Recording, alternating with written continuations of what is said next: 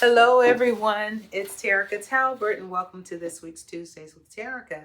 Hey, guys, we're going to be talking about breast cancer awareness, and I have a special guest who is actually going to share her testimony with us. I hope you stick around. Wonderful information that each of us needs to know. This is not a journey for just the individual that's going through, but also a journey for the family and those that are loved in their lives. It's a journey for us all. Stick around. I think you're going to enjoy it.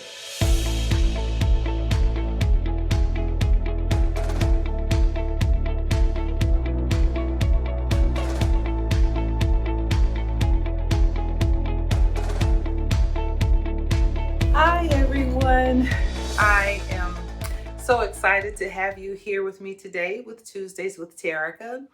You know, this is Breast Cancer Awareness Month, and a friend of mine and trainer, Rod Dogan, sponsored a breast cancer awareness fundraiser on Saturday, October the 14th. And we're going to show a couple of little clippets just of people being there and being present. However, I am going to be speaking with a guest today that is actually walking the walk. She wants to share some information with you that I think will be helpful to those families who are going through the crisis and hopefully able to navigate to a better place of health. Stay tuned. I think you're going to enjoy it.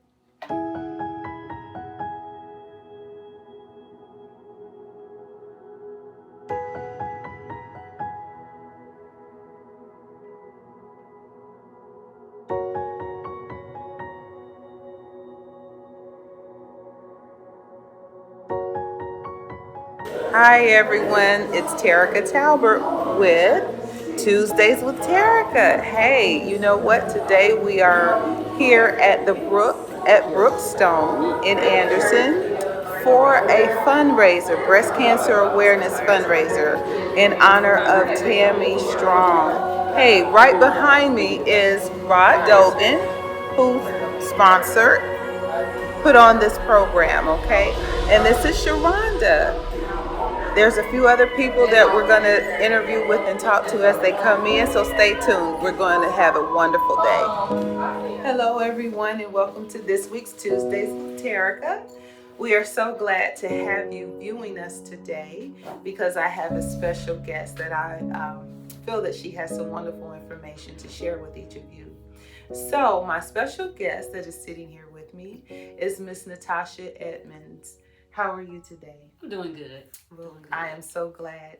Natasha has a story that I think is befitting for this month. This month we are honoring and sponsoring and just going through breast cancer awareness. So this is Breast Cancer Awareness Month. And so if you stick around, we are going to allow her to share her testimony with us.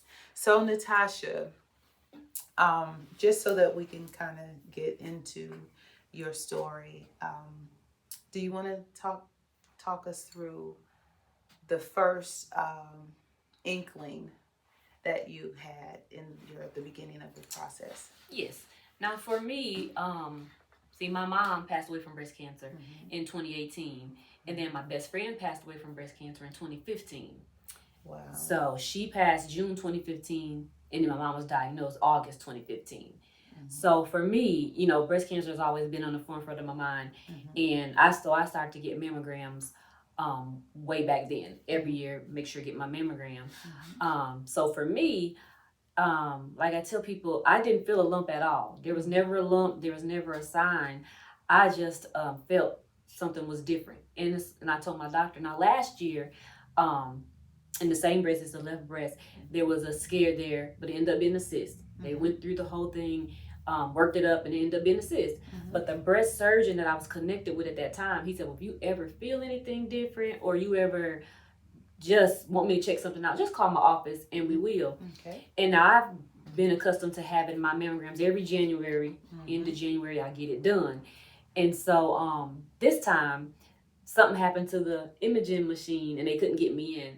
So I was like, man, this left just seemed strange to me. I told my husband, look at this, just check it out. And it's just like a vein. He's like, this is like a vein to me, nothing that I would even think. So I said, well, let me schedule my mammogram, and then I'm gonna go get it, and then we'll go from there. Well, in the meantime, I remember that the surgeon said, if you have any trouble or you think something, call me. So I called him, and I got in with his office before that. So he's like, well, let's just add a diagnostic mammogram. Yes. Onto your regular screening mammograms. So I always get the 3D mammograms too. Yes. So he said, excuse me. So what I want you guys to hear what she's saying, this is a little more in depth. So normally it's just a regular. 3D is a little bit more in depth, and then the other there's three. There's three different. There's three levels. So just know that it's not just one. If you have to have 3D, pay the extra. If you have to have diagnostics, pay the extra. It's needed. It's very needed. Yes. I'm sorry. I just wanted to make sure that everybody understood. Right. So he added that diagnostic mammogram on there. So I had that done, and they still didn't find a lump. When I was probably about the day later, I get my results back, and it's like I have dense breast. So it's like a snowy TV, and you see these 5 little specks of just white just there. And then after that, he said, well, let's just biopsy the area. And I'm a nurse, and I've been a nurse for about 16 years now. So I'm like, oh, that don't seem, okay. I'm thinking something in my head. I said, okay, we'll do it well. They end up going through that. I had the biopsy, had ultrasound, did all those things. And then they took that stuff back and sent it, and they said, yes, it ends up being breast cancer. And my radiologist, he was like, well, I have... it was ended up being stage 2 invasive ductal carcinoma, is what it is, but it has like medullary features, and that just means the different looks that the cancerous cells look. They look different than other cancerous cells, I guess you could say. Okay.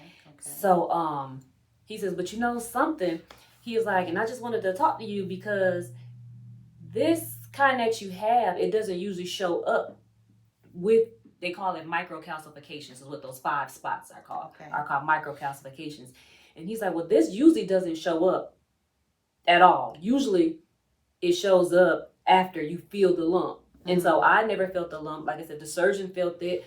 My regular doctor didn't feel it, But since I felt that something was going on, they took it that step further to get all those tests done. So he was like, something or somebody is looking out for you because this doesn't usually show. Because like I say, I'm routine with my mammograms. I just went and had extra testing because of the cyst. Right. So he was like, I don't know, but something's... I said, oh, I know who's looking out for me. You don't have to mind about that, Absolutely. And so that's how, when it ended up, and all that happened end of February 28th. And then they ended up formally diagnosing me on March 9th. And so after the diagnosis, I'm like, okay. Because the first thing in your head is, oh my gosh, because my best friend and my mom both were stage 4 on diagnosis. Oh, wow. Both of them were. And even with their stories, I tell people about them too, because one of them, like my mom, she don't want to talk about the doctor. She don't want you talking about the doctor in front of her about herself. She just did not talk about it at all. But I was making her go to get mammograms and everything, and she had a cyst, and she on the right breast, and her breast cancer was in the left. So she had been going like clockwork, and then she had her mammogram beginning of that year, and then by August, they found out she said stage 4. And then my best friend, she had a different kind of breast cancer to where she had an actual like a rash or a wound there. And with her, she was looking or waiting for it to look better before she went to her doctor. She said, why don't my doctor see me like this? I think it's just a rash. And so she was waiting and waiting. And she herself told me, I kind of had an idea what it was, but I still was waiting. And then when she was diagnosed, it was stage 4. So I was like, man, so when they tell me, like, I already have this personal vendetta against breast cancer as it is, So when they say, okay, now this is what we need to do, in your mind, you just go through like, okay, this is what is going on. Where is it else, But then when they did the MRI, it showed a 2-centimeter mass there, right underneath. Now, I was saying it was in one area, but the actual tumor was behind that. Wow. And so it never showed up until I went for the MRI. Right. And then MRI is kind of like, it's a good tool, but it shows everything. And then the downside is it shows everything. So it's like, but it was not anywhere else. But the MRI let me know it was in one of my lymph nodes. Wow, okay. And so that's what he said was the kind I have is aggressive. And so it was on the move. So it was like, I don't know what keyed you in to get this done, but so it was in one lymph node, and then luckily it was just in that one lymph node, and it was like wow, what's going on here? So just God. Just God. Yep. God. You know, my mother was diagnosed years ago. I was probably 6 or 7 when she was first diagnosed, but she passed away when I had just turned 8. Like I was a month into my 8th year of life, and she passed away. So you know, in my mind, you know, it's always a thought in your mind, you know, and I can't even imagine, because you know, I've had different family members along the way to have, you know, been diagnosed, but I can't imagine me being the one sitting across the table from the doctor, hearing the words coming out of their mouth. Yeah. Can you share a little bit about that particular day when you heard them say that? What did you feel that day? So my husband and anything that you don't want to share, no. You know, okay, because I want everyone to know everything, okay. So they're aware, and it makes them think twice about not having that mammogram or not even doing routine screenings. I want them to know. So on that day, you know, they set you up with an appointment, and you come in, and my oldest daughter, my husband, went with me, and so they put you in this room. And the room has exactly. It's like that's what you feel, I would imagine. Now the room they put you in, because I go to St. Francis, is my health system that I go to. They put you in this room with a box of Kleenex, a Bible, and a cross on the wall, and that's all that's in this room. So I'm like, okay. And so the nurse comes in and the doctor comes in, and he's like, and I'm crying at this time, you know, and she's like, well, did you know already? I'm like, this room tells me something. But going through my head, I said, okay. So I already knew. I said, well, even going in with the mindset, because I'm always the fixer in our family. And so for it to be me, I kind of want to protect them, you know. Yes. So being a nurse and everything, nowadays, everything goes on your My Chart before you even go to the doctor. Before, you know, you had to wait for the doctor to call you. You're waiting around. But now everything is on there. So that day, I kind of knew. But I want to protect my husband, my daughter. So I'm like, I'm just let them tell them in this way, you know. And they did. And my first thought was, okay, we got to beat this. We have to do this. But it's like, you have those feelings of now, like you said, it's me. You know, I was taking care of them. I was taking care of my mom, making sure, you know, because she didn't want to talk about it. So my mindset was in that room that day. I had my time where I was like, okay, why me? Why me? I mean, my best friend, my mom, and, you know, a lot of other people too that I know that have had breast cancer. But it's like, so what is my lesson for me, you know? Because before, it was just taking care of them. So in the room, I got all these mixed emotions when they tell you. And then the radiologist, he's like, well, let me tell you this. Your story is not your mom's story. Your story is not your best friend's story. They had another purpose, and this is a purpose for you. And he's like, girl, you're going to be all right. You know, you'll be all right. And I'm like, well, at this point now, because I'm always a fixer, I'm always a doer. Okay, what's next? We need to get this started. How do we tackle treatment. This? How do we tackle it? What we have to do? So I can say on that day, you know, I had my tears, but I'm like, okay, you got to pull it together, because I'm looking at them for one thing, but then I already knew in my head, it's like, I'm going to beat it. You'll be all right. You'll be all right. But in that moment, I'm still sitting there like, please just, you know, they're saying, oh, you'll be all right. And they say it, you'll be all right. You'll be all right. But, you know, I know people that they said that too as well, close to me. So I'm thinking, so I had this all kind of mixed emotions about it, but I knew, just keeping on top of my screenings and checking myself, because like I say, a lot of people, especially, and I was diagnosed at 44, I turned 45 in August, but a lot of people in our age group, they are looking for that lump. Oh, everything's fine if you don't feel a lump. Breast cancer is a lump, you know. But like they say, the bigger that lump is, that's what puts you out in the further stages. Wow. And a lot of people say like, with early detection, that causes, you know, false readings, or too many people going to get it and they think it's something. And that's what they have put out. Like, that's why mammograms aren't really done until you're 40. Well, my best friend died at 35, 34, 35, you know. So it's like, no, that's not it anymore. So I want to be that voice, tell people, no, you need to get this done. No matter what they tell you. You know, you have to really be an advocate for yourself.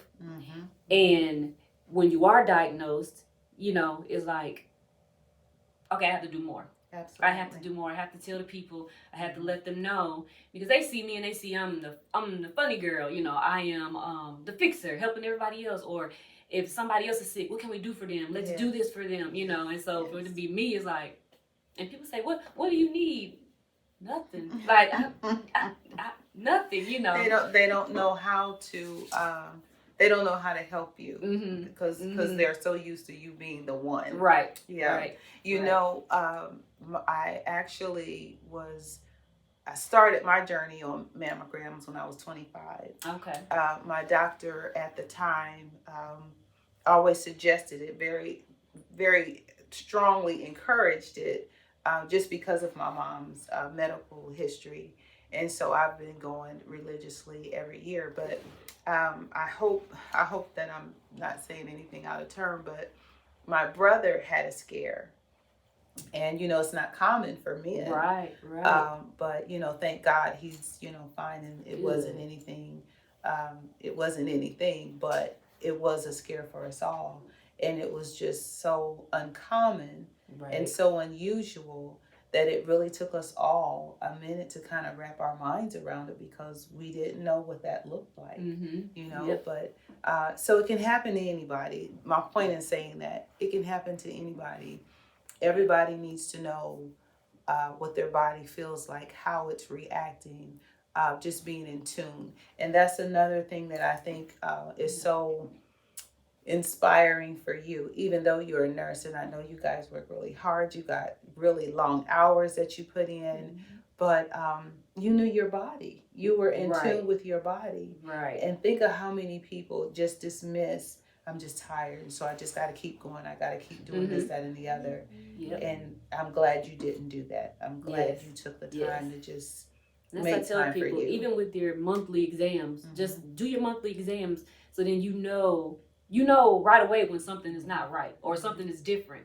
It gives you that baseline. So just check them every month, you know, around the same time. And then you begin to get familiar with your body, and you'll know when something was wrong.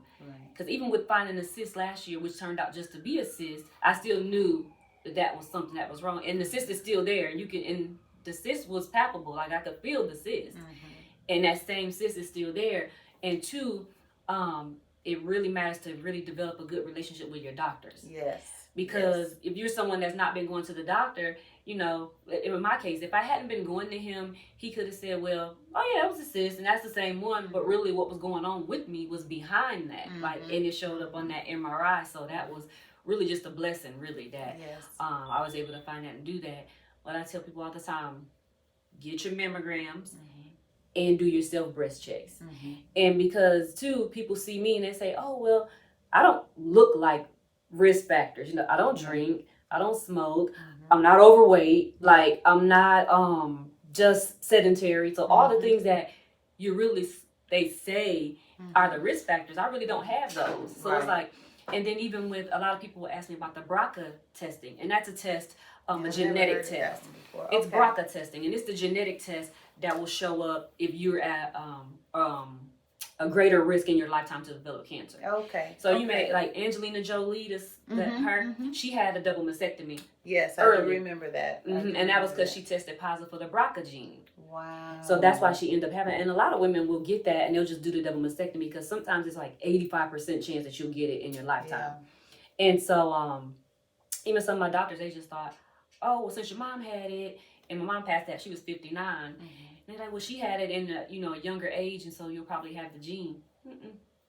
I tested negative for the gene, even though I have this first degree relative that tests stage 4 cancer, but I don't have the gene. My cancer is ER positive and PR positive, and those are the hormones that they say of your hormone receptors. So mine are positive, and then my HER2 is negative. So you may hear people talk about triple negative breast cancer. It's the most aggressive form and everything. Well, for me, and that's another blessing. Now, mine is ER and PR positive, but the ER is only 8%, and then the PR is 13%. So lower numbers. And what that means is, it's two sides of it. So for that, it means that my cancer was not really fueled by my hormones because the numbers are low. But the bad side is, well, it was fueled independently because it's not really feeding on those hormones. But any percentage that it is, it makes your hormone positive. Now, if it would have been that 0%, then I would have been one of those people dealing with a whole nother kind of aggressive cancer. Oh, okay. So he was like, that's just a blessing too, because the numbers are so low. You're either blatantly positive, like 50% and more, or, and mine is just all. And he said, well, you just breaking all the rules in cancer. If you so to speak, he's like, you just breaking all the rules. So I'm like, I don't know, but so yes, went through chemo and everything. And since my cancer was aggressive, I had to do 16 weeks of chemo. So I did it from March to August, 16 rounds. Then I just had a double mastectomy on September 18th. So just had that done. And now just following up with the plastic surgeon. And I go back to the doctor next month to see if I have to have radiation. And radiation is really to make sure the cancer doesn't come back. Right. And especially since it had gone to just one lymph node already, its chances are that it could be some microscopic cells that have gotten out my body. But it's not settled anywhere, but the radiation will help to kill the rest of those cells that are there. Right. So, but I did get my pathology back from the surgery, because you get staged in the beginning, and that stage just goes by how big the tumor is and lymph node involvement. Okay. So that's what made me stage 2, because the tumor itself was 2.5 centimeters. 2.5 centimeters to 5 centimeters, that's the stage 2, and then it goes up from there. Okay. But with that lymph node involvement, that also made it stage 2. So the surgery, when they take out the breast tissue, they send it to the lab, and that's when you get your true staging. Okay. So you'll hear some people say, well, I was stage 2, and then I had surgery, and it was stage 3. For whatever reason, they found more. So they did my double mastectomy, they got the pathology back, and it was no more cancer. Thank you, the Lord. He said that the chemo, and because he was like, okay, we'll see after you do your 16 rounds or whatever. And I did it, and so the tumor that was there is gone. The cancer that was in that lymph node is gone. And then during surgery, they'll take out. Thank the Lord. Yes. They'll take out that lymph node and a few more just to see if it happened to go, but it was no other. That is so awesome. Lymph nodes there, so I'm so happy about that. So wonderful. Yes, so now just going through the motions, getting your energy back and trying to get back to yourself and everything. So that's what the part I'm in now until I go back to find out about radiation. So wow, that is such an awesome testimony, and I know, just like you said, a lot of people don't have that testimony, but thank God he was merciful enough to allow you the opportunity to be able to even sit here with energy and with the joy that you are even able to express about the process. Because I know that it's not an easy process. I just know that it's not. So your family, I see, just meeting you, but you always have such good family support. Yes. How has it been for your husband and your family to go through the process with you? For them, they try not to show it around me, but I know it's been hard on them. It's been hard on them. Just like we have 5 kids, 3 girls and then 2 boys are the younger ones. Now the bigger girls, we let them know right away, what was going on. But the younger ones, we didn't want them to, because it was in the last school year for them when they all started, and I just didn't want them to be in their heads at school and then their grades start to suffer or anything, and they play sports, because I know that their point of reference with breast cancer was their grandma, my mom. Yes. So they only know you get breast cancer and you pass away. That's what they know. So I was trying to protect them from that. So in the beginning, like they played basketball, I would go to chemo and still show up to the basketball game, or between games I'm sleeping in the car just trying to make sure they're okay. So my husband though, he he really stepped up and just did everything that I needed to, that he knew. I know you would have done it like this, so I'm trying to do that, but I know it was really, really hard on him, but they don't want me to know it, And then my oldest daughter, she's really sensitive. She was taking it pretty bad. I know their emotions were all over the place. Yes. But for me, they showed up in a way. Yeah. And that's what I say, I always protected them. So I'm like, let me see what. And they're like, just don't worry about it.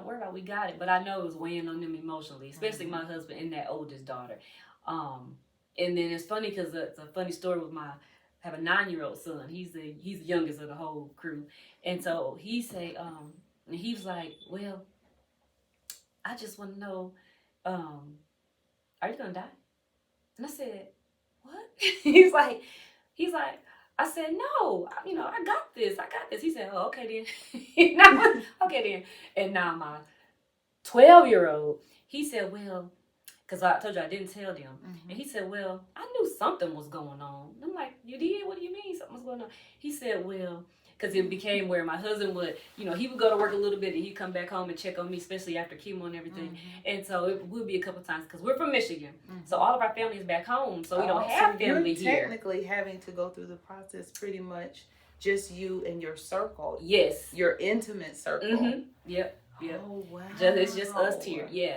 So he would get a ride home from his friend's mom, which I'm always there. They never have to get a ride with anyone, So he said, I knew something was going on. I said, well, what do you mean?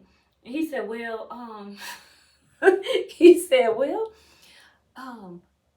my friend's mom picked me up from school.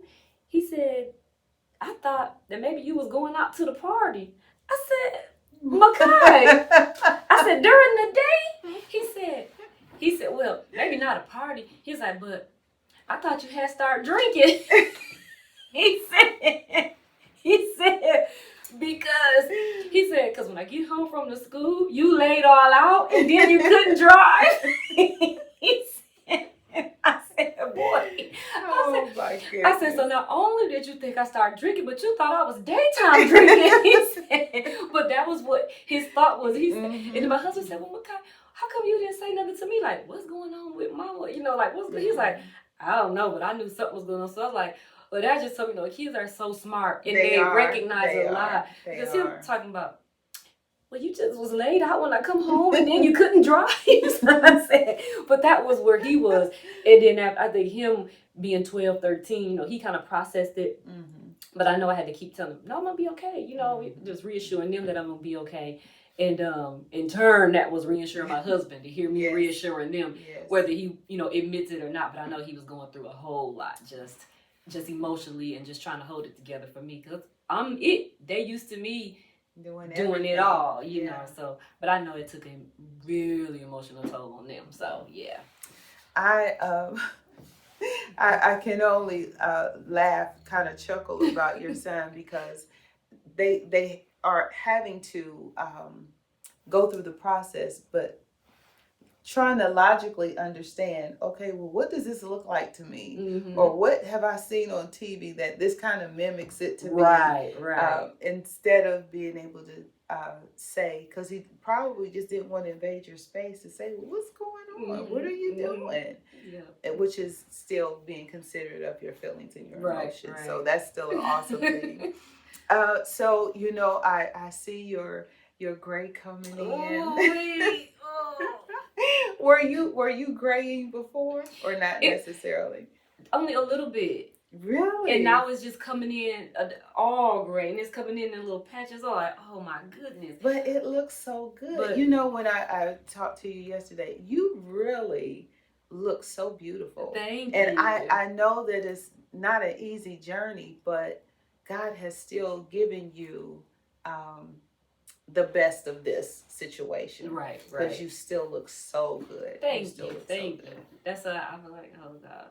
It's so many, and I tell people that they say, oh, well, I don't get mammograms because it hurts. Oh, I don't. And so now everything I've been going through, I let them know. I said, or they say they didn't have time to schedule the mammogram. Oh, no. So go first thing in the morning before you start your day. How about that? Is figure it out. it's not even an hour that you're there. And but people have time for everything else, especially moms. They have time for everything else. I'm like, get that mammogram. So as I'm going through, I say, okay, in that first week of getting diagnosed, I had 7 different appointments. So I asked them, do you have time for that? You don't have time to go for this hour. Okay. I mean, because chemotherapy is very hard on your body. You have to get echocardiograms because it's so hard on your heart. Before you can even start chemotherapy, you have to get that done. And then I'm going through that, and now in the beginning, chemo was every other week. And then it began 12 rounds were every single week. So that's every single week that you're going.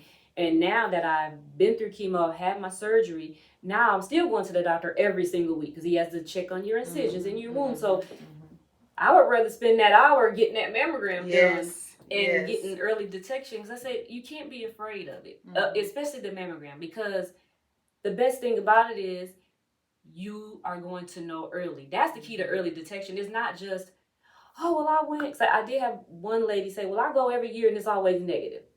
And you know what I told her? Me too. But not this year, you know. So make the time to get that mammogram and check your breast. It's way less time than having all these appointments, going through chemo, you know, can't lift your head up because chemo is really harsh. And then the side effects, like my nails, it's your nails, it's your hair, it's your body, every single thing. You have mouth sores, you have sores going down your throat. I mean, it is really harsh, but it's necessary. So I was talking to another lady that we have. She also has breast cancer. But we said we're so happy if we had to get it to have it now with this modern medicine. Because before, you know, I remember there was a time where chemo meant you stayed in the hospital the whole time. You know. So that is, you know, big breakthroughs that they made. And now they're giving you the medicine to curb the side effects before you even get started, before they had to figure that out. And so it's a good time in medicine to have it, you know, regardless of just chemo. It is poison. It is poison for your body, but it helps me to be cancer free now. So that's the part I'm happy about. And then I don't know. I guess my mom said, you all my life she said you talk so much. But I guess now it's a good thing because I haven't stopped talking about it. And that's, you know, that is why we are here today, just to make sure that our viewers have an opportunity to see what this looks like up front and personal. If you haven't had an experience, which I'm almost sure everyone has at some point or another, but this is what it looks like up front and personal. Still a picture of beauty, but it has been a hardship. It has been a difficult process. But thanks be unto God for giving Natasha the victory. So Natasha, is there anything else about the journey or the process that you would like to share with our viewers?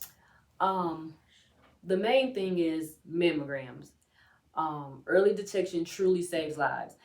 I always tell people, no one dies from stage 1, 2, 3 breast cancer. You only die from stage 4. That's why the early detection is so key. Especially for all people, but especially for Black people, Black women, Black men. We just have to get it done. And I tell people too about my story is even because when you're first diagnosed, you do want everything to go fast, because you're thinking, and I was thinking, and I'm a nurse, this is spreading as I speak. You know, the longer we're holding this off. And then I had one nurse, you know, you have to have chemotherapy classes. You have to have those classes before you start. And, you know, with COVID, they had been doing those classes over the phone or Zoom or whatever. And so now COVID was over, and I had one nurse, the doctor told her to set me up for the chemo class. Well, she says, well, the next class isn't until April 16th. And we're into March, early April. And she thought that was going to be okay. No, ma'am, that was not going to be okay. So they give you a breast navigator. So I called her, and I'm like, I can't wait till 2-3 weeks out to get this started. And that was on a Thursday, and on Friday morning they were calling to conduct this chemotherapy class. So I say that to say, advocate for yourself. You don't have to accept just what they're saying and go with that. Especially if you're doing a respectful way, they can't deny you. But people also tend to treat you different when they know you are an advocate for yourself. So that's really the gist of it, is mammograms, self-breast exams, and being an advocate for yourself.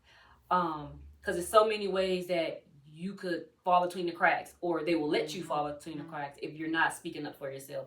And I think just that's really been the consistency throughout my whole journey, is going to that surgeon saying, hey, this is different. Him adding on those tests because he knew I was on top of it, or I'm watching, I'm seeing everything that's going on. So that's the biggest takeaway, is just be an advocate for yourself. Ladies, you have a boyfriend, husband, have him do your self-breast exam. He'll be happy to do it. He'll be happy to do it. And he will know a difference quickly, you know. Yes. But that's the biggest thing, is really just being an advocate for yourself. I think that is awesome. We will get you guys some information just so that you will know how to find the information that you need to move forward with getting an exam. If you don't have a doctor, finding a doctor that can help you kind of navigate through the process. Do your research. Everybody's on their phones Googling. Google so you know the information. Google so that you can get some information about local doctors in your area, so that you will know what their ranking is, what their bedside manner is, so that you can get the information that you need to help you in this process, or to avoid this process, because we want to make sure that everybody is safe. Natasha, you have such a large following from your Facebook. Would you like to share with our viewers how they can kind of connect with you if they wanted to follow you, pray for you, ask you some personal questions? Oh yeah. Things of that nature. My Facebook is Natasha Edmonds. I do have a breast cancer nonprofit that I started for my mom and my best friend. And it's on Facebook as JoThornton Breast Cancer Foundation. And that's JoThornton Breast Cancer Foundation. So I post information on there too. But right now it's mainly on the Natasha Edmonds Facebook page, just because there's so many more people there. And I'm telling you, each day is somebody saying, I got my mammogram, I scheduled my mammogram. And I even had one lady, she sent me an inbox, and she said that I was the kickstart for her to get her mammogram. And she actually wanted me to she said she scheduled it, but she wanted me to keep reaching out to her and pushing her to go get it. And sure enough, I contacted her a couple weeks later, and she still hadn't gotten it done. And then that next week, she went and got her mammogram. Wonderful. So if you need to reach out, you want to send a private message, questions about anything, just reach out, and I'll be happy to answer them or punch in a direction. So I had one person too that wanted to know where free mammograms were, so I was able to find the resources for her to get a free mammogram. So they are available. Yes, they are available. Yep. Okay. Well, I want to just thank you so much for being here with me today, for sharing your testimony, and just for being the light that you are. Thank you. We will definitely be praying that God will continue to strengthen you and to heal you, not just physically, but to make you whole, you and your family, because this is quite a journey. Hey guys, we are here to always give information that is beneficial, sometimes a little funny, but more than likely giving you information that can help you be the best person that you can be. So I want you to do what is necessary. Take the time now to do what is necessary, so that you may hopefully not be in the same position. You know, sometimes God has a plan for each of our lives. And if that be the case, then we have to walk through it. There isn't anything that we can do about that. But there are some things that you can do to help yourself. And that's what we're wanting to share with you today. Do what can be the best you that can help you navigate through some things to get you to a place of health and wholeness. I am your girl, Terica Talbert. I'm with Century 21 Blackwell and Company. I sponsored this episode. And as always, we'll see you next week.